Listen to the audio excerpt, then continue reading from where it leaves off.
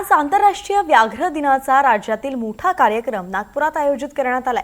वनमंत्री गणेश नाईक त्याच कार्यक्रमासाठी आज नागपुरात आहेत आणि यावेळी एनडीटीव्ही मराठी सोबत बोलताना मंत्री गणेश नाईक यांनी विदर्भातील प्रत्येक जिल्ह्यात अभयारण्य करण्याचा प्रस्ताव असल्याचं सांगितलंय। यातून पर्यटनाला चालना तसंच पर्यावरण संरक्षण करण्यासोबत वाघ मानव संघर्ष टाळणं हा महत्त्वाचा हेतू असणार आहे। वाघाच्या हल्ल्यामध्ये माणसांचा आणि पाळीव पशूंचा जीव वाचवण्यासाठी सर्व जंगलांमध्ये एआय तंत्रज्ञान, आधुनिक कॅमेरे आणि उपग्रहांची मदत घेतली जाते असंही त्यांनी सांगितलं।